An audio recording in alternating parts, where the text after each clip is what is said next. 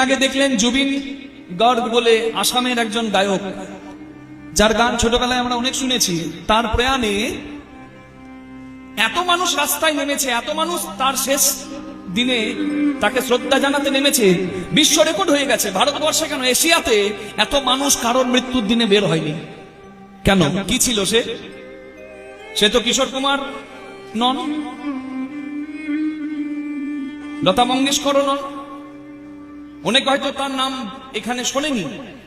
কিন্তু মনে রাখতে হবে, মানুষের মাঝে দিয়ে যায় যারা দেবতার পরিচয়, মানুষ তারা তো নয়, মানুষ তারা তো নয়।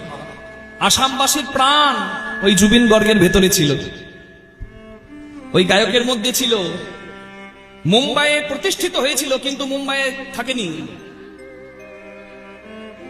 সে জীবন অবস্থায় বলেছিল বহু দান ধ্যান আছে, বহু ভালো কাজ আছে তার। দেশের জন্য কাজ করেছে, আসামে ফিরে এসেছে, নিজের মাটিকে শ্রদ্ধা করেছে, নিজের দেশের উন্নতির কথা ভেবেছে। হরিবল হরিবল। তাকে জিজ্ঞাসা করা হয়েছিল যে আপনি তো